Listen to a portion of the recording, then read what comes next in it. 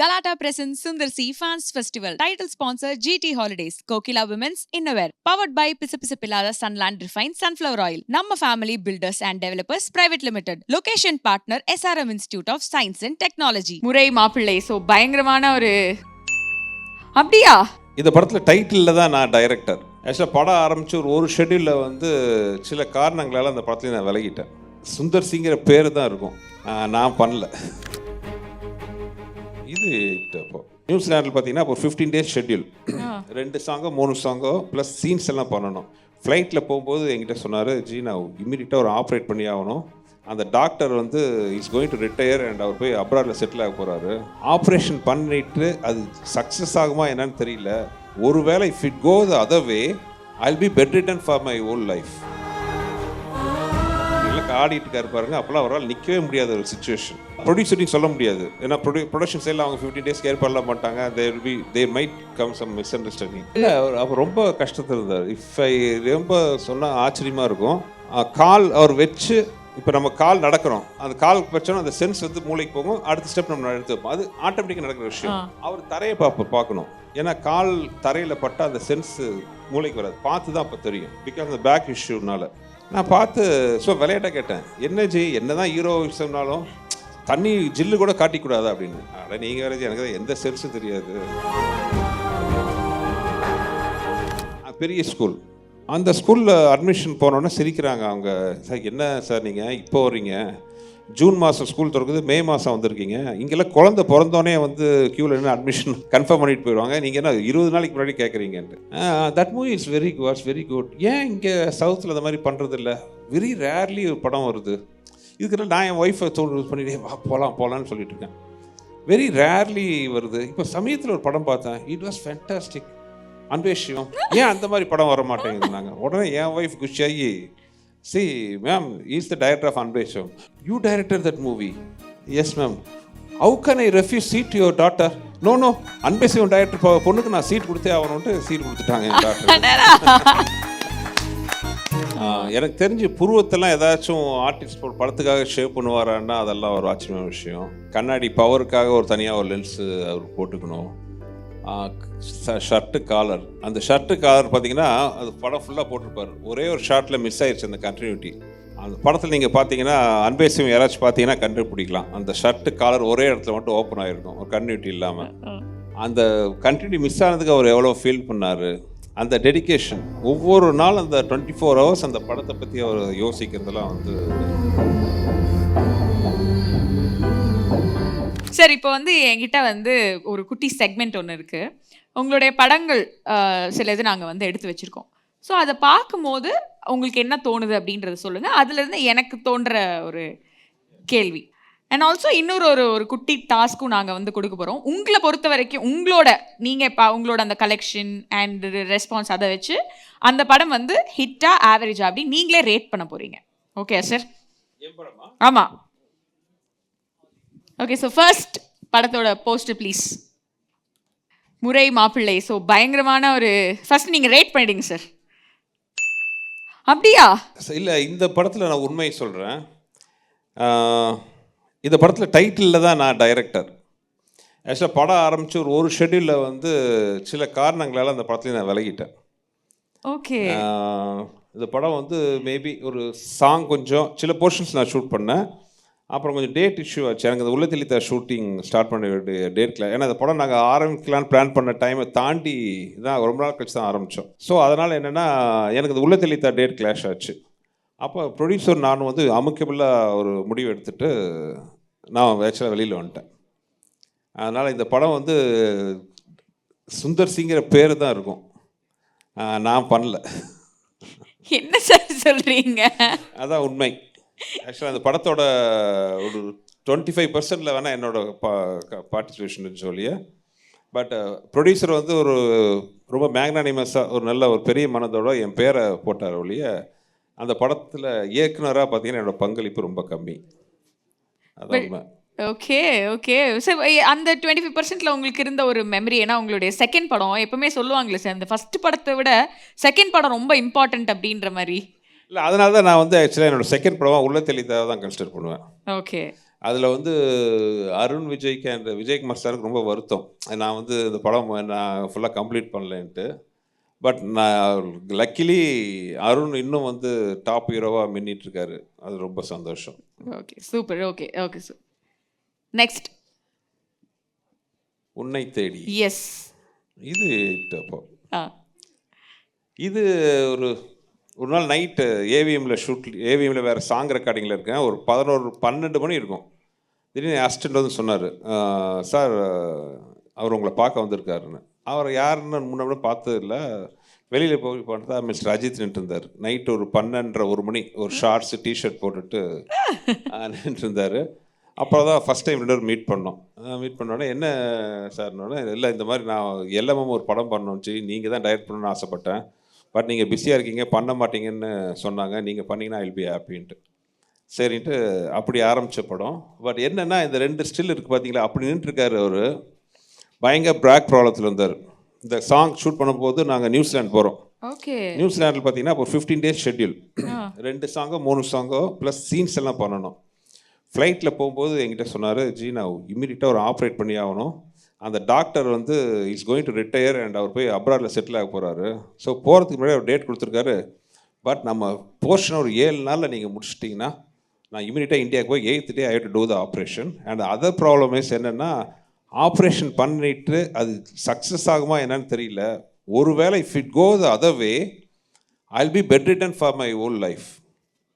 அதனால் நீங்கள் ஷூட்டிங் ஃபுல்லாக முடிச்சிடணும் அதுக்குள்ளே அப்படின்ட்டாரு. ஐயோ. அப்படி வந்து பண்ண சீக்வன்ஸ் அது. அப்படி எல்லாம் ஆடிட்டு இருக்காரு பாருங்க. அப்போல்லாம் அவரால் நிற்கவே முடியாத ஒரு சுச்சுவேஷன்.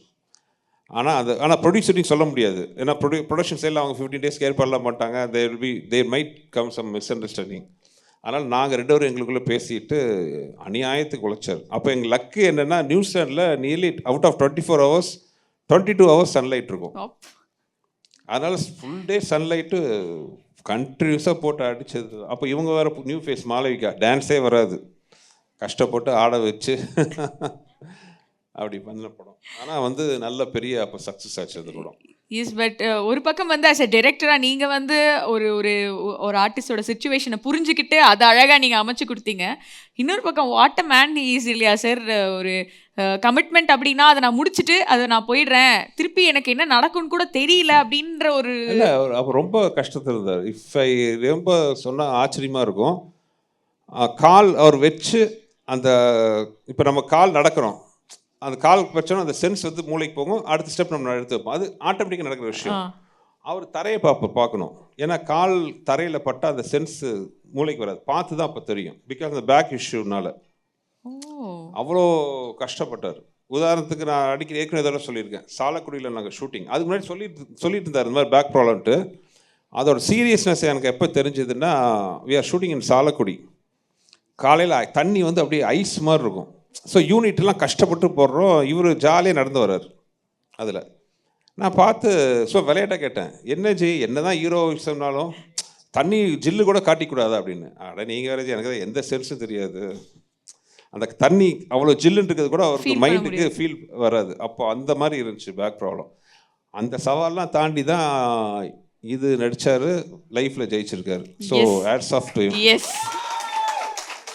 இன்னைக்கு வந்து தமிழ் சினிமாவுக்கு ஒரு முக்கிய பங்கு வந்து அவர் சைட்லேருந்து வந்துட்டே இருக்கு. ஸோ நீங்கள் வந்து அந்த அந்த எஃபர்ட்ஸ்லாம் பக்கத்துலேருந்து பார்த்து இன்னைக்கு பெரிய ஒரு ஒரு பயங்கரமான ஒரு ஆளுமையாக வந்து அவரும் வந்து இருக்காருன்னும் போது அது எப்படி சார் இருக்குது பார்க்குறதுக்கு? ரொம்ப சந்தோஷமான விஷயம். ஏன்னா அவரோட வெற்றி எனக்கு சர்ப்ரைசிங் தான். ஏன்னா அவரோட உண்மையை சொல்ல போனால் அப்போ அவரோட ப்ரியாரிட்டிஸ் வேறையாக இருந்துச்சு. ஓகே. ஸோ அதை மீறி வந்து இவ்வளோ பெரிய சக்ஸஸ் வந்திருக்காருன்னா உண்மையாக அது வந்து அவரோட உழைப்பு அண்டு பெற்றவங்க ஆசீர்வாதம், God's gift. Beautiful beautiful sir, super. Next. இன்னொன்று ஏதாவது ஒன்று சேர்த்து தரவா சார் 2 காட்டுறதுக்கு? இதெல்லாம் அப்போ சூப்பர் ஹிட் மூவி இல்லை. ஏன்னா உள்ளத்தெளித்தா ரிலீஸ் ஆகி இங்கே இருக்கிற உட்லண்ட்ஸ் தேட்டரில் படம் பார்க்க போகிறோம் ஃபர்ஸ்ட் டே. காக்கா இல்லை தேட்டரில். இட்ஸ் அ ஃபெஸ்டிவல் டே, பொங்கல். யாருமே இல்லை தேட்டரில், ஒரு 4 பேர் உட்காந்துருக்காங்க.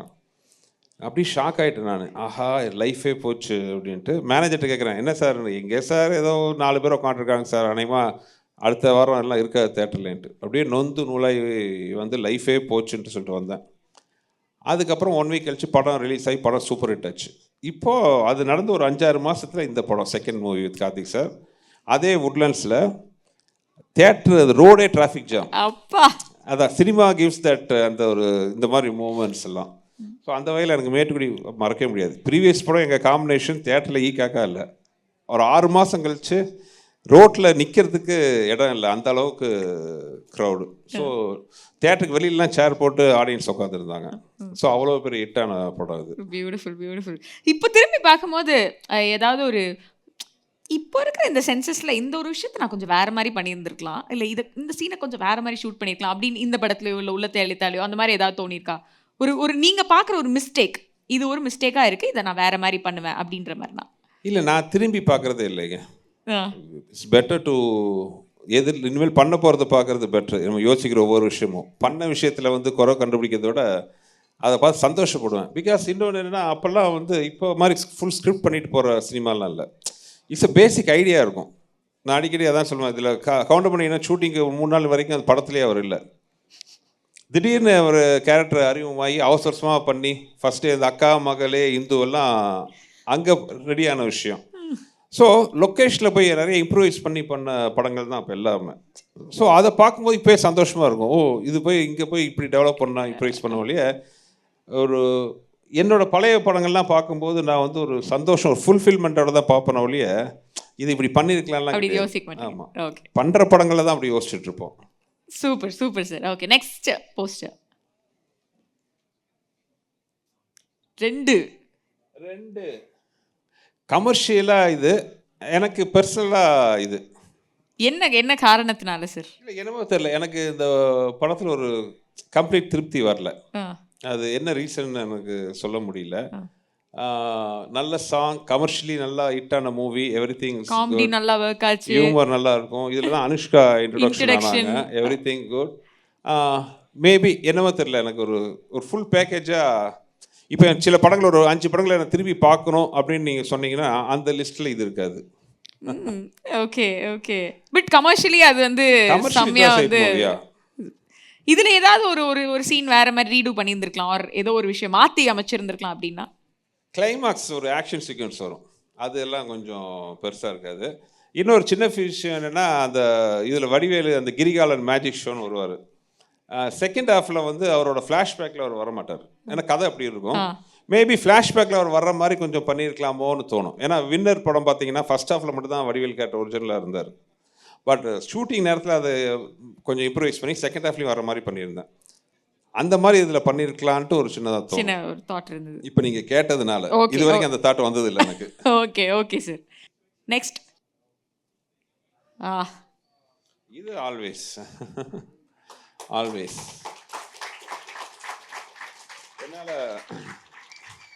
என்னால் மறக்க முடியாத ஒரு விஷயம் வந்து, இந்த படம் பண்ணும்போது பண்ணி முடிச்சதுக்கப்புறம் கமல் சார் என்கிட்ட சொன்னார், சார் ஒரு நல்ல விஷயம் பண்ணியிருக்கோம், நமக்கு என்றைக்கும் நல்லது தான் நடக்கும் அந்த படத்தால் அப்படின்னு சொன்னார். ஆக்சுவலாக ரிலீஸ் ஆனபோது கமர்ஷியலாக இது கொஞ்சம் பெருசாக ஒர்க் அவுட் ஆகலைங்கிற வருத்தம் எனக்கு இருந்துச்சு. இப்போ கூட வந்து எங்கே பார்த்தாலும் எனக்கு அன்பே சிவம் நல்லா இருக்குது அப்படின்ட்டுலாம் வந்து சில பேர் சொல்லும்போது சின்ன வருத்தம் வரும், ஏன்னா படம் பார்க்க வரும்போது தேட்டருக்கு வந்தது தான்ட்டு. ஆனால் அதுக்கப்புறம் கமல் சார் சொன்னது வந்து ஒரு ஞாபகம் வந்துச்சு, நல்லது தான் நடக்கும்ட்டு. இந்த படத்தால் எனக்கு நல்லது தான் நிறைய நடந்திருக்கு, இந்த நிமிஷம் வரைக்கும் நடந்துகிட்ருக்கு. ஆக்சுவலி இந்த படம் ரிலீஸ் ஆகி 1 இயரில் என் டாக்டருக்கு ஸ்கூல் சீட்டு கேட்குறதுக்காக போகிறோம்.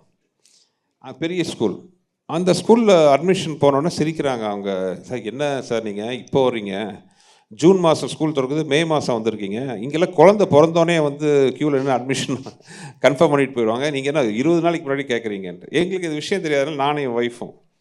அப்போ அதில் அட்மினிஸ்ட்ரேஷன் இருந்து ஒருத்தர் சொன்னார், சரி வந்துட்டீங்க, நீங்கள் பிரின்ஸிபலை போய் பாருங்கள், இந்த வருஷம் குழந்தைய வேறு ஏதாச்சும் ஸ்கூலில் சேர்த்திருங்க, அடுத்த வருஷம் ட்ரை பண்ணலாம், அதுக்கு ஒரு பிரின்ஸிபலை பார்த்துட்டு போயிடலாம்.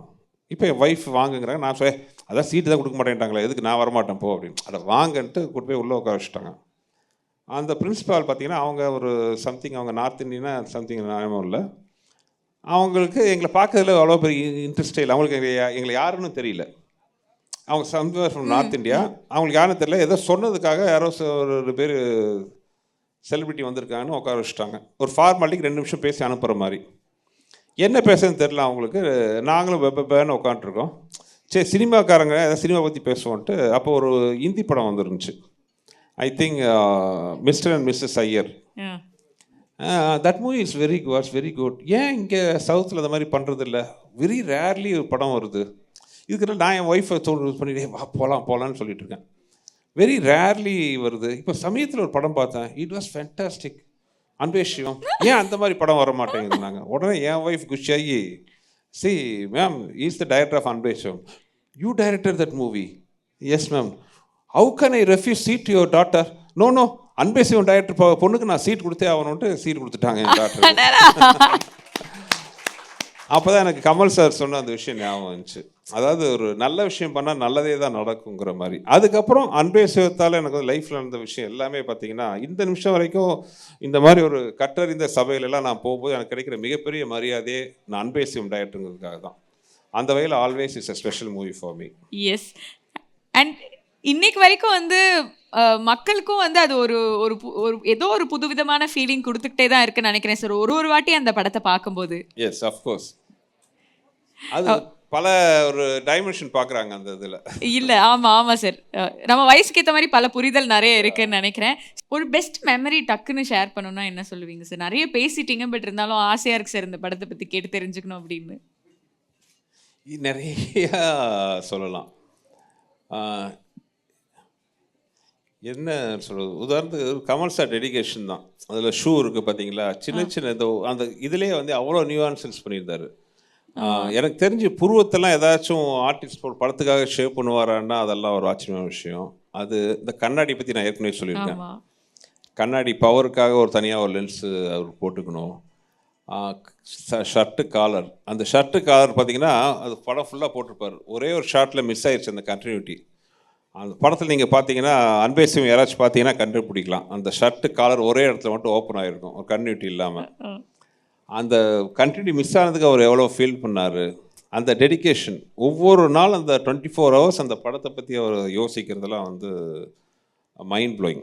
ஆக்சுவலாக ஒரு இடத்துல பார்த்தீங்கன்னா அவர் இந்த ஷூ அதெல்லாம் வந்து படத்தில் எங்கேயுமே பெருசாக ரிஜிஸ்டர், ஒரு இடத்துல டைலாக்ல வரும், ஆனால் படம் ஃபுல்லாக அதை போட்டு நடந்தார். ஒரு ஷூ ஹைட்டு ஒன்று கம்மி, அது நடக்கிறதே ரொம்ப கஷ்டம்.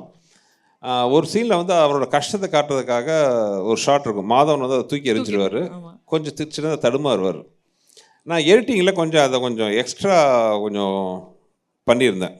கொஞ்சம் அந்த எலிமெண்ட் அந்த கொஞ்சம் அந்த ஃபீலிங் கொஞ்சம் அதிகமாக வரட்டுமேட்டு கொஞ்சம் சினிமேட்டிக் கட்டிங் கொஞ்சம் அதிகம் பண்ணியிருந்தேன்.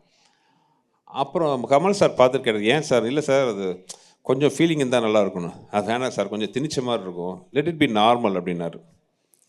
அப்போ எனக்கு அது என்ன இப்படி சொல்கிறாருன்னு தோணுச்சு. பட் பின்னாடி எனக்கு அது படமாக அமைஞ்சது. எங்கேயுமே வந்து இந்த எமோஷன்லாம் நம்ம திணிக்கக்கூடாது. சரி, ஆடியன்ஸ் அவங்களா பார்த்து ஃபீல் பண்ணட்டும், அதுதான் நம்ம சக்ஸஸ். அது திணிக்கூடாது. இப்போ காமெடியெல்லாம் கூட போய் நான் உங்கள் இடுப்பில் உள்ள கிச்சு முட்டிலாம் பண்ணக்கூடாது. அது இட் ஷுட் கம் ஆட்டோமேட்டிக்லி. அந்த அளவு அந்த மாதிரி நம்ம எலிமெண்ட் வந்து கண்டென்ட்டில் வைக்கிறோம். ஸோ அந்த மாதிரி இதில் வந்து சொல்கிறதுக்கு ஏகப்பட்ட விஷயங்கள் இருக்குது. அண்ட் படமே வந்து ஒரு ட்ராவல் அப்படின்றதுனால ஒரு ட்ராவலே ஒரு லிபரேட்டிங்கான விஷயம். ஸோ அதுவும் உங்களுக்கு பயங்கரமாக இருக்கும்னு நினைக்கிறேன் இல்லையா சார்? அது ஆக்சுவலாக ரொம்ப சவாலான விஷயமா இருந்துச்சு. ஸ்கிரிப்டில் நம்ம சொல்லும்போது சில விஷயம் சிம்பிளாக இருக்கும், அதை ஸ்க்ரீனுக்கு கொண்டு வந்து ரொம்ப கஷ்டமான விஷயம். இந்த படம் என்னென்னா ஒரு ஒரு புயல் வந்து ஒரு மழை காலத்தில் நடக்கிற ஒரு கதை. அந்த கதை ஃபுல்லாகவே பார்த்திங்கன்னா அந்த எலிமெண்ட்டை மெயின்டைன் பண்ணணும். ஈவன் வந்து மழை இல்லாத நேரத்தில் கூட பின்னாடி இருக்கிற மரங்கள்லாம் பார்த்திங்கன்னா அதில் ஈரமாக இருக்கணும். ஸோ இந்த மாதிரி பல விஷயங்கள் அதில் மெயின்டைன் பண்ண வேண்டிய இதெல்லாம் இருந்துச்சு. ஸோ ஒரு ரொம்ப சவாலான விஷயம். தண்ணியில் மூழ்கின ரயில்வே ஸ்டேஷனு, மூழ்கின சிட்டி, இதெல்லாம் காட்டுறது. we have managed to do it. Yes. Next picture.